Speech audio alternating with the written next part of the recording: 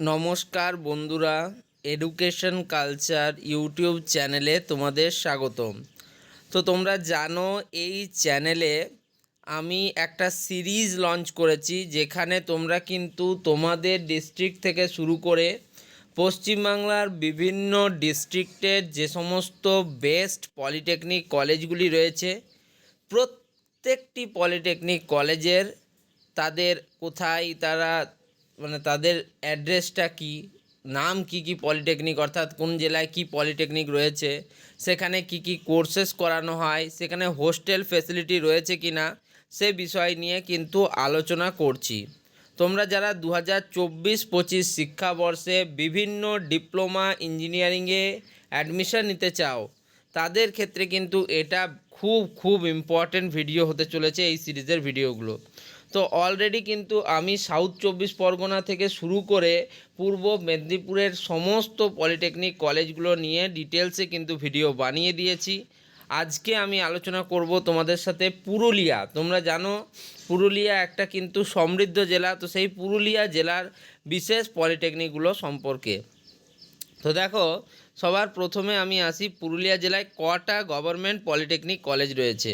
তো পুরুলিয়া জেলায় মূলত কিন্তু 4টে গভর্নমেন্ট পলিটেকনিক কলেজ রয়েছে, যার মধ্যে প্রথমেই আমি আলোচনা করব বাঘমুন্ডি গভর্নমেন্ট পলিটেকনিক কলেজ, তারপর হচ্ছে বান্ডওয়ান পলিটেকনিক, তারপরে হচ্ছে Purulia polytechnic, and last but not the least হচ্ছে রঘুনাথপুর গভর্নমেন্ট পলিটেকনিক। তো এবার আমরা এক এক করে আলোচনায় আসি। তো সবার আগে হচ্ছে বাঘমুন্ডি গভর্নমেন্ট পলিটেকনিক। তো বাঘমুন্ডি গভর্নমেন্ট পলিটেকনিক কলেজটির অ্যাড্রেস যদি বলতে হয়, সেটা হচ্ছে বাঘমুন্ডিতে। পোস্ট অফিস হচ্ছে পাথরডিহি, পুলিশ স্টেশন হচ্ছে বাঘমুন্ডি, ডিস্ট্রিক্ট পুরুলিয়া, এবং পোস্টাল ইন্ডেক্স নাম্বার বা পিনকোড হচ্ছে 7,23,152। বাঘমুন্ডি গভর্নমেন্ট পলিটেকনিক কলেজ একটা ঐতিহ্যশালী পলিটেকনিক কলেজ। এই বাঘমুন্ডি গভর্নমেন্ট পলিটেকনিক কলেজে মূলত যে কোর্সগুলি করানো হয়, তার মধ্যে কিন্তু দেখা গেছে যে ট্রেডিশনাল কোর্সের প্রতি এই কলেজের কিন্তু বিশেষ চাহিদা রয়েছে, যেখানে স্টুডেন্টরা ভর্তি হয়। এখানে সিভিল, ইলেকট্রিক্যাল এবং মেকানিক্যাল ইঞ্জিনিয়ারিং কোর্স কিন্তু করানো হয়। তো এই বাঘমুন্ডি গভর্নমেন্ট পলিটেকনিক কলেজে এটাই সুবিধা যে এখানে তোমরা ট্রেডিশনাল ট্রেডগুলি পড়তে পারছো। বাট অন্যান্য জেলার স্টুডেন্টদের জন্য সামান্য হলেও অসুবিধার মেন কারণ হচ্ছে যে এখানে কিন্তু আলাদা কোনো হোস্টেল ফেসিলিটি অ্যাভেলেবিলিটি নেই। সেক্ষেত্রে কিন্তু বয়েজ এবং গার্লসদের খুবই অসুবিধার সম্মুখীন হতে হয়। এরপর হচ্ছে বান্ডওয়ান পলিটেকনিক। তো বান্ডওয়ান পলিটেকনিক হচ্ছে পুরুলিয়া জেলার, এটিও একটা সুন্দর ভালো কলেজ, মাধবপুরে অবস্থিত। পোস্ট অফিস হচ্ছে জিতান, ডিস্ট্রিক্ট পুরুলিয়া, পিনকোড হচ্ছে 7,23,129। তো বান্ডওয়ান পলিটেকনিক কলেজটি মূলত তার যে ট্রেডটির জন্য ফেমাস, সেটা হচ্ছে কম্পিউটার সায়েন্স অ্যান্ড টেকনোলজি।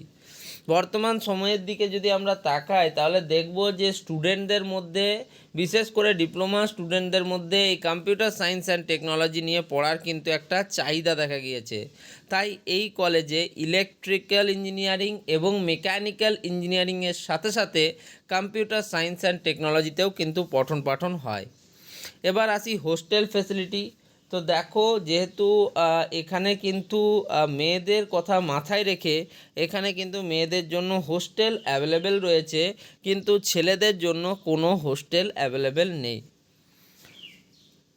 3 নম্বরে হচ্ছে পুরুলিয়া পলিটেকনিক। তো পুরুলিয়া পলিটেকনিক হচ্ছে one of the best college. তোমরা জানো পুরুলিয়া জেলার তথা পশ্চিমবাংলার যদি টপ 10 বা টপ 15 পলিটেকনিক কলেজের লিস্ট করা হয়, সেখানে বেশিরভাগ সময় থেকে থাকে সেটা হচ্ছে পুরুলিয়া পলিটেকনিক। বিবেকানন্দ নগর পুরুলিয়াতে অবস্থিত এই পুরুলিয়া পলিটেকনিক কলেজের মূলত যে কোর্সগুলি করানো হয়, তার মধ্যে অন্যতম যেটাকে বিশেষ দাবি রাখি আমরা বলে থাকি, সেটা হচ্ছে মেটালার্জিক্যাল ইঞ্জিনিয়ারিং। যদি মেটালার্জিক্যাল ইঞ্জিনিয়ারিংয়ের টপ কলেজের লিস্ট করা হয়, সেখানে যেমন আসানসোল পলিটেকনিক থাকবে, একইভাবে কিন্তু পুরুলিয়া পলিটেকনিকও থাকবেই। তো পুরুলিয়া পলিটেকনিক কলেজে মূলত যে কোর্সগুলি করানো হয়, তার মধ্যে হচ্ছে civil engineering, electrical engineering, mechanical engineering, metallurgical engineering এবং ইলেকট্রনিক্স অ্যান্ড টেলিকমিউনিকেশন ইঞ্জিনিয়ারিং। অর্থাৎ শুধুমাত্র যে মেটালার্জিক্যাল ইঞ্জিনিয়ারিং করানো হয় এমনটা নয়, তার সাথে কিন্তু আরও 4টে ট্রেড অর্থাৎ সর্বমোট 5টা ট্রেড কিন্তু পড়ানো হয়। আমি আগেই তোমাদের বলেছি যে কলেজে বেশি ট্রেড পড়ানো হচ্ছে সেই কলেজের কিন্তু একটা যে বিশেষ ছাপ থাকবে সেটা কিন্তু বোঝাই যায়। যেমন ধরো কোনো কলেজে সিভিল, ইলেকট্রিক্যাল, মেকানিক্যাল পড়ানো হচ্ছে এবং প্রত্যেকটিতে সিট হচ্ছে 60টা করে, তাহলে একটা ইয়ারে পড়বে 180 জন স্টুডেন্ট। ওকে, মানে একটা সেমিস্টারে 180 জন স্টুডেন্ট, তা 3টে সেমিস্টার কলেজে উপস্থিত থাকে, তো সেই হিসেবে তোমাদের পড়বে 180 দুগুণে 360, হচ্ছে 540 জন স্টুডেন্ট। কিন্তু সেখানে যদি কোনো কলেজে 5টা বা 6টা ট্রেড পড়ানো হয়, সেখানে বুঝতেই পারছো যে অ্যালুমিনাই যে নেটওয়ার্ক, মানে গ্রেট অ্যালুমিনাই নেটওয়ার্ক কিন্তু তারা পাবে এবং প্রচুর স্টুডেন্টদের, বড় দাদা দিদিদের সাথে কিন্তু তোমাদের একটা সম্পর্ক তৈরি হবে, যেটা কিন্তু খুব ভালো কথা। যাই হোক, অন্য টপিকে কথা চলে গেল, এবার আসি হোস্টেল ফ্যাসিলিটি। তো পুরুলিয়া পলিটেকনিক কলেজের দেখো বয়েজ এবং গার্লস উভয়ের কথা মাথায় রেখে তারা কিন্তু হোস্টেল ফ্যাসিলিটি অ্যাভেলেবেল করে দিয়েছে। সেখানে বয়েজদের জন্য যেমন হোস্টেল রয়েছে, গার্লসদের জন্য কিন্তু হোস্টেল ফ্যাসিলিটি অ্যাভেলেবেল রয়েছে। এবার আসি তোমাদের 4 নম্বর পলিটেকনিক কলেজটি পুরুলিয়া জেলার, সেটা হচ্ছে রঘুনাথপুর গভর্নমেন্ট পলিটেকনিক। এর ব্যাপারেও কিন্তু তোমরা অনেকেই হয়তো শুনেছো এই কলেজটির ব্যাপারে। তো রঘুনাথপুর গভর্নমেন্ট পলিটেকনিক কলেজ হচ্ছে সারবড়ি মোড়, পোস্ট অফিস হচ্ছে নিতুরিয়া ডিস্ট্রিক্ট পুরুলিয়া, পিনকোড হচ্ছে 7,23,121।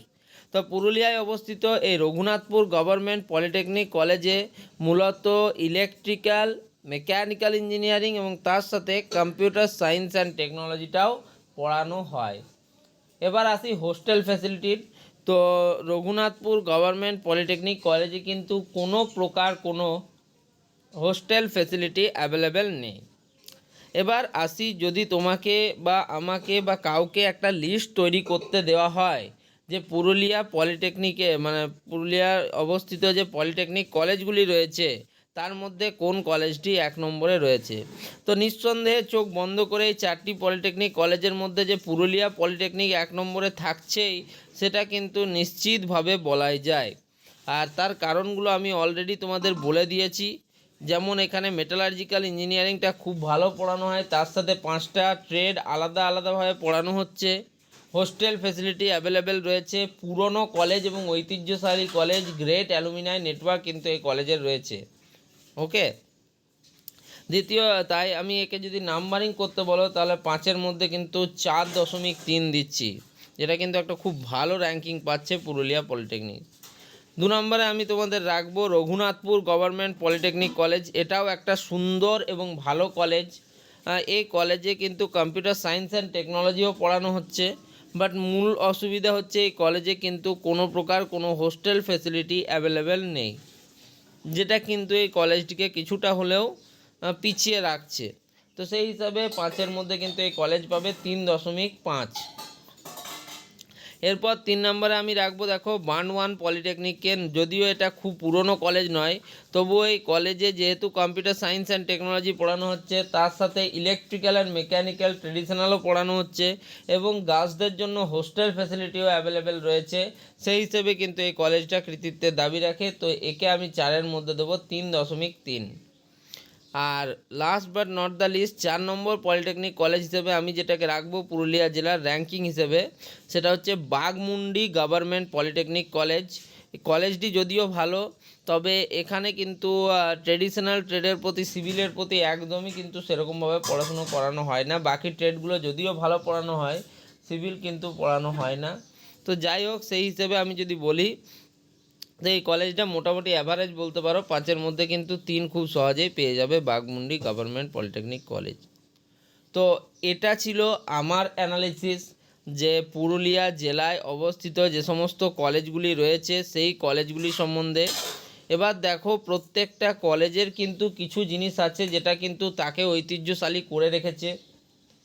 তো সেই জিনিসগুলো নিয়ে কিন্তু আমরা এখানে আলোচনা করছি না, তাই হয়তো কোনো কলেজ 2 র্যাঙ্কিং 1 র্যাঙ্কিং কম পাচ্ছে, বাট সেই হিসেবে বলতে গেলে প্রত্যেকটি কলেজ কিন্তু ভালো এবং প্রত্যেকটি কলেজের স্টুডেন্টরাও কিন্তু তাদের কলেজকে সবসময় টপে রাখার চেষ্টা করে। তো যাই হোক, এই ভিডিওতে এটাই উদ্দেশ্য ছিল যে পুরুলিয়া জেলার গভর্নমেন্ট পলিটেকনিক কলেজগুলো সম্বন্ধে তোমাদেরকে কিছু জানানো, হিন্টস দেওয়া। যদি তোমাদের ভিডিওটা হেল্পফুল মনে হয় যে হ্যাঁ অবশ্যই ভিডিওটা তোমাদের কাজে লাগলো, তাহলে ভিডিওটিকে লাইক করো, বন্ধুদের মধ্যে শেয়ার করো এবং চ্যানেলটিকে সাবস্ক্রাইব করো। ধন্যবাদ।